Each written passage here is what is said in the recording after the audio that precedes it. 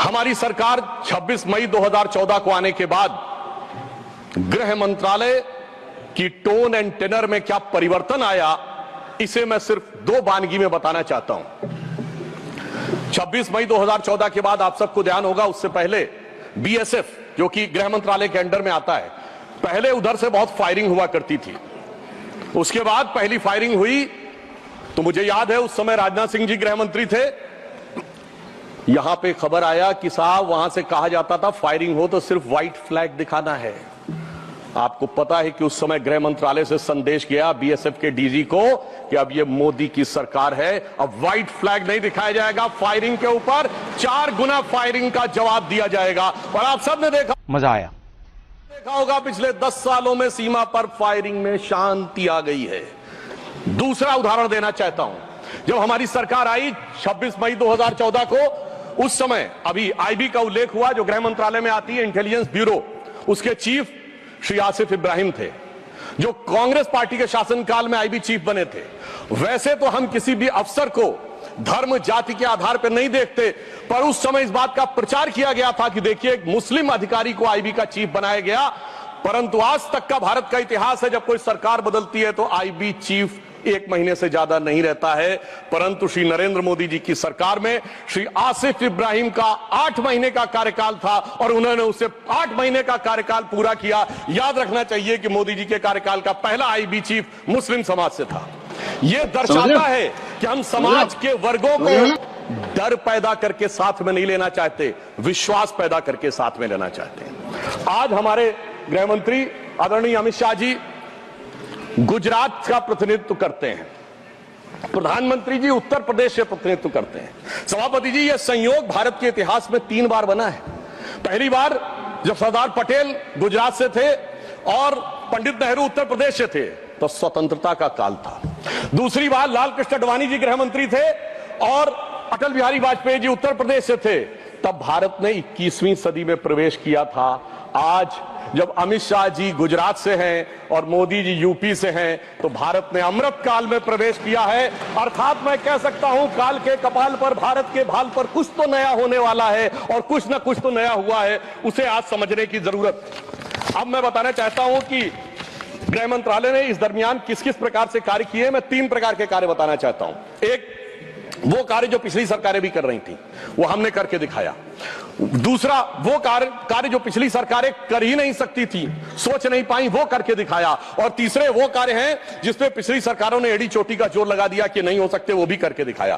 पहली श्रेणी में वो कार्य हैं, यानी मैं मानता हूं दूसरी सरकारों ने भी प्रयास किया होगा कि आतंकवाद की घटनाएं कम हो और अपराध की घटनाएं कम हो। तो मैं बताना चाहता हूं आतंकवाद की जो कुल घटनाएं जून 2004 से 14 के बीच में 7214 थी, जो 14 से 2024 के बीच में 2240 है, 69% की कमी आई है। कुल मृत्यु जो नागरिकों की और सिक्योरिटी फोर्सेस की होती थी उसमें 68% की कमी आई है। नागरिकों की जो मृत्यु होती थी उसमें 81% की कमी आई है। सिक्योरिटी कोर्सेस में जो फोर्सेस की जो मृत्यु होती थी उसमें 46% की कमी आई है। और मैं एक महत्वपूर्ण बात बताना चाहता हूं, स्टोन पेल्टिंग के इंसिडेंसेस 2010 में 2654 थे, अब 0 हैं। ऑर्गेनाइज हड़ताल 0 है, स्टोन पेल्टिंग 0 है, स्टोन पेल्टिंग में जख्मी होने वाले 0 हैं। सभापति महोदय, पत्थर पड़ने के दौर खत्म हो गया, मगर अगर किसी की अकल पे पत्थर पड़ा हो तो उसे बदला हुआ नजारा नहीं दिखाई पड़ता। इसलिए मैं कहना चाहता हूं चश्मा उतारो फिर देखो यारो, दुनिया नई है चेहरा पुराना। महिला सुरक्षा के लिए एक अलग प्रभार बनाया गया। 2018 में इंटीग्रेटेड हेल्पलाइन बनाई गई और 181 हेल्पलाइन को राज्यों और केंद्र शासित प्रदेशों के साथ जोड़ा गया। फोरेंसिक को मजबूत करने के लिए प्रदेश में डीएनए विश्लेषण और साइबर फोरेंसिक की लैब्स भी बनाई गई। मॉडर्नाइजेशन करने के लिए 80 करोड़ की एक अलग मंजूरी दी गई। फोरेंसिक इकोसिस्टम को बेहतर बनाने के लिए 7 नई फोरेंसिक प्रयोगशालाएं बनाने की बात हुई, और जिसमें यूपी, बिहार, उड़ीसा, राजस्थान, छत्तीसगढ़, तमिलनाडु और केरल में, और इसके अतिरिक्त पुणे, गुवाहाटी, भोपाल और कोलकाता की लैब्स को और इंप्रूव करने का कार्य किया गया। ये वो कार्य है जो पिछली सरकारों ने सोचा नहीं था वो कर पाए। मैं उदाहरण देना चाहता हूं। एक है सीएए का उदाहरण अभी हमारे साथी ने दिया। मैं याद दिलाना चाहता हूं इसी संसद में एक वो दौर था जब इनकी नेता ममता बनर्जी जी ने भारत के इतिहास में इकलौती बार जब चेयर के ऊपर फाइल फेंकी थी, किस बात को लेकर कि बांग्लादेशी घुसपैठियों के बारे में चर्चा करने का मौका नहीं दिया जा रहा है। और आज मैं कहना चाहूंगा कितना बड़ा बदलाव दिखता है कि जिन लोगों ने इतना बड़ा कार्य किया था वो आज कितना पीछे हट गए। इसे कहते हैं कि वक्त के साथ इंसान कैसा बदलता है। सीए पे मैं कहना चाहूंगा, सीए गृह मंत्रालय का विषय है, नागरिकता, और ये एक संसद के द्वारा पारित कानून था, परंतु राज्य विधानसभाओं ने उसके खिलाफ प्रस्ताव पारित कर दिया। यह सरासर कानून का उल्लंघन था, सरासर संविधान का उल्लंघन था, और मैं कह सकता हूं इसके द्वारा संविधान खतरे में था। दूसरा मैं उदाहरण देना चाहता हूं, यूएपीए का चेंज किया गया, यानी अब केवल एक संगठन आतंकवादी नहीं होगा, कोई व्यक्ति आतंकवादी होगा तो उसको भी आतंकवादी माना जाएगा। एनआईए एक्ट में आतंकवाद की परिभाषा स्थापित की गई। मृत्यु दंड पर यह संशोधन किया गया कि क्षमा याचना केवल संबंधित व्यक्ति ही कर पाएगा, दूसरा नहीं कर पाएगा।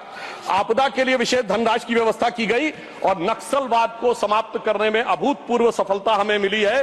अभी दिसंबर के महीने में हमारे गृह मंत्री अमित शाह जी नक्सलवाद प्रभावित क्षेत्र में सीआरपीएफ के कैंप में पूरी रात गुजार कर आए हैं। जो लोग ये कहने का प्रयास करते हैं कि इसको डर और किससे वो, उससे उनको समझने का प्रयास करना चाहिए।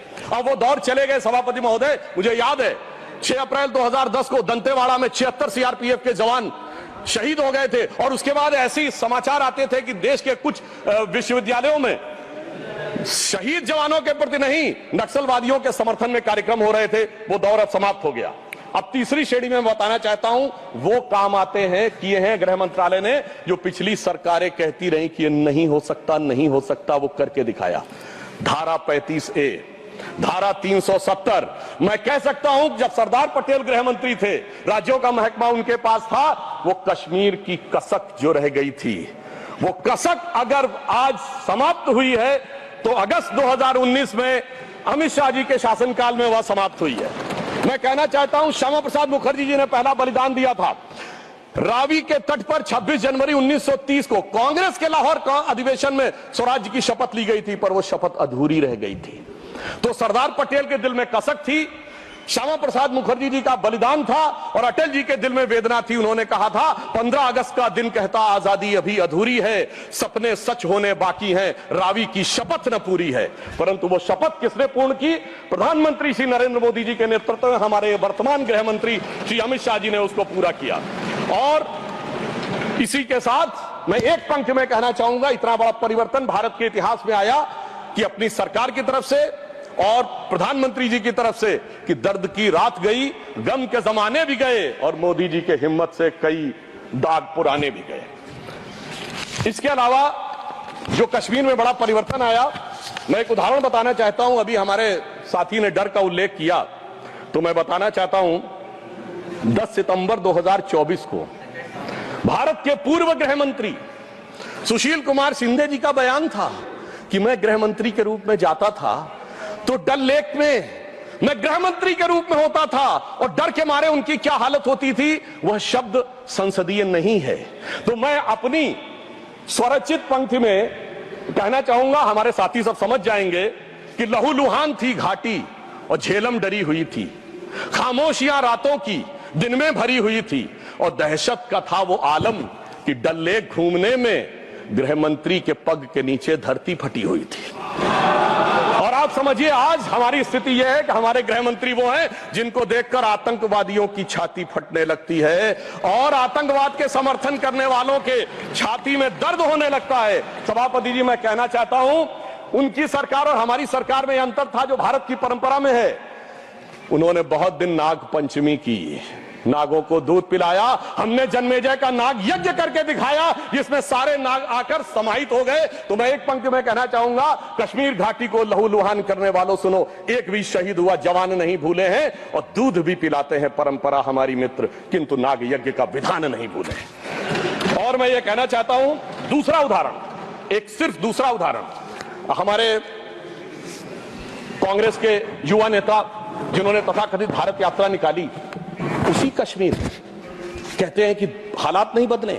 इस पूरे देश ने वो दृश्य देखा जब भैया और बहन दोनों सुरक्षित वातावरण में मधुर मनोभावों के साथ बर्फ के गोले के साथ खेलते नजर आ रहे थे। और ये वही कश्मीर था जहां उनके गृह मंत्री के पैर के नीचे धरती फटी जा रही थी।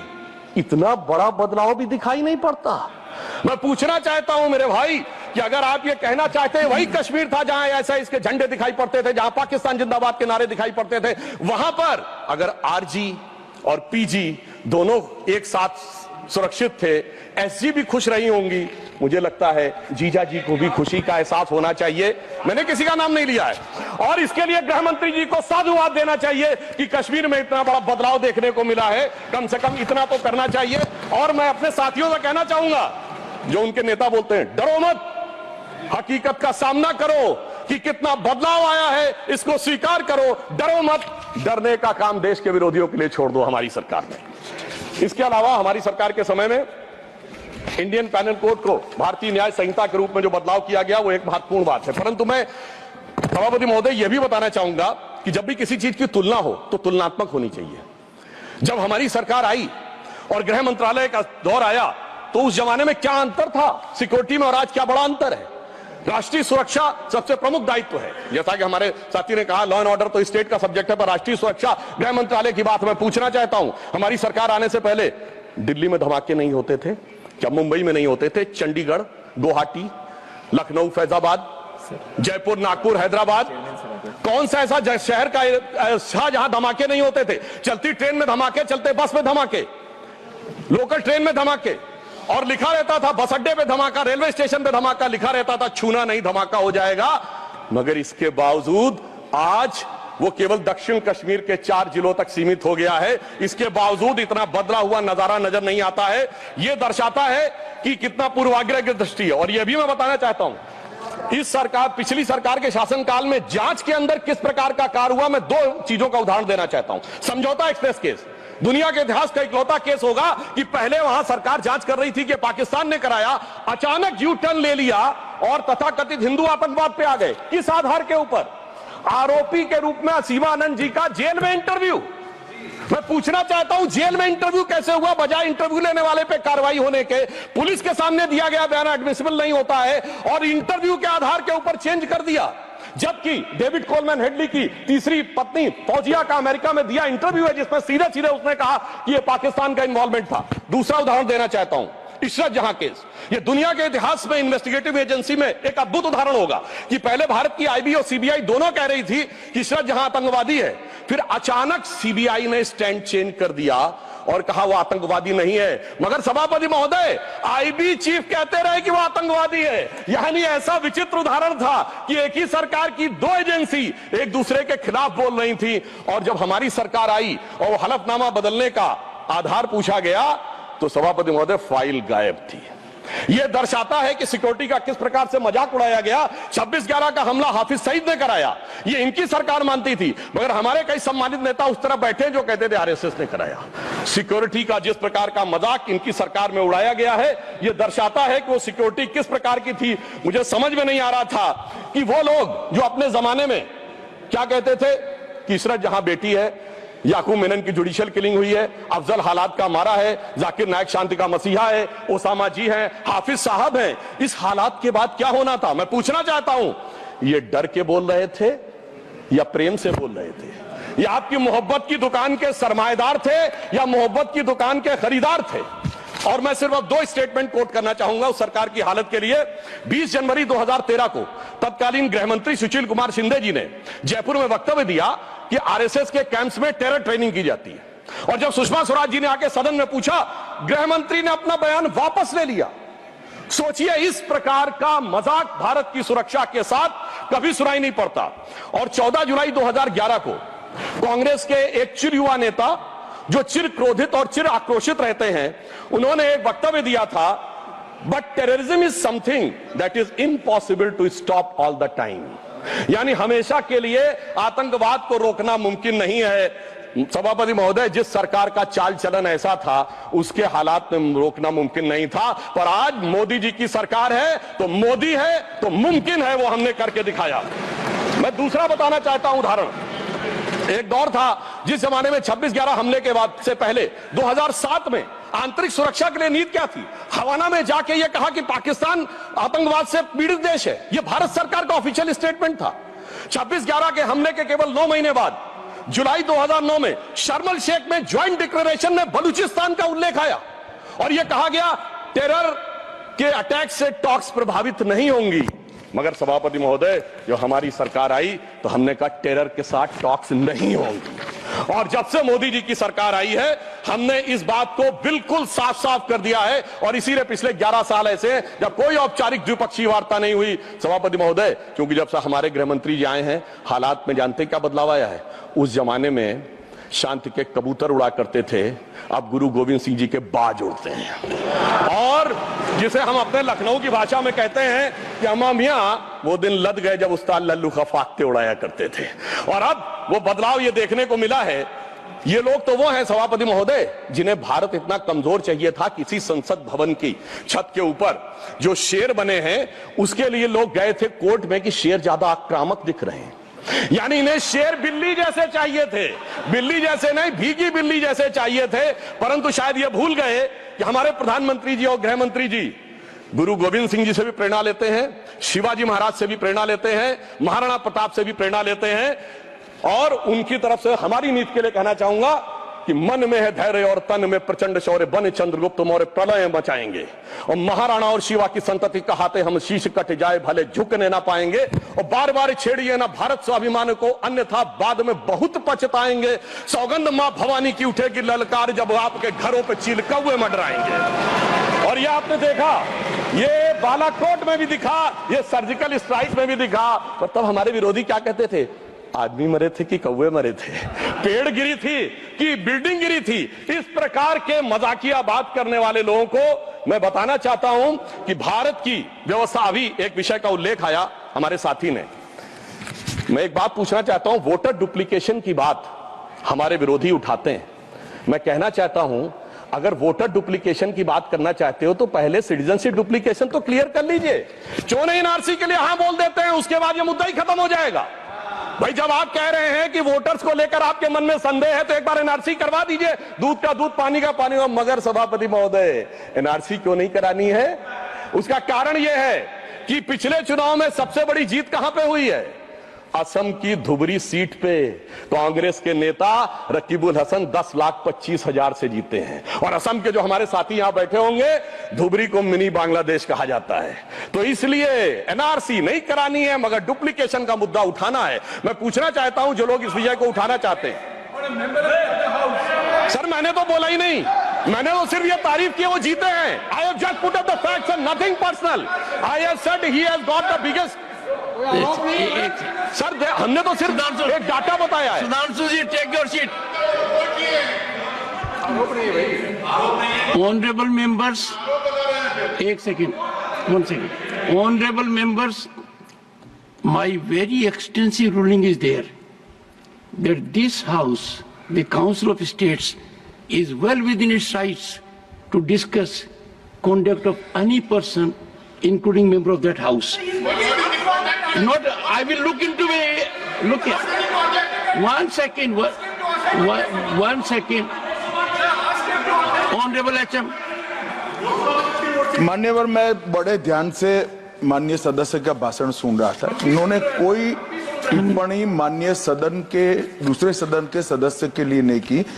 इनका जीत का मार्जिन बताया, वो रिकॉर्ड का हिस्सा है मान्यवर, भारत के चुनाव आयोग के रिकॉर्ड का हिस्सा है।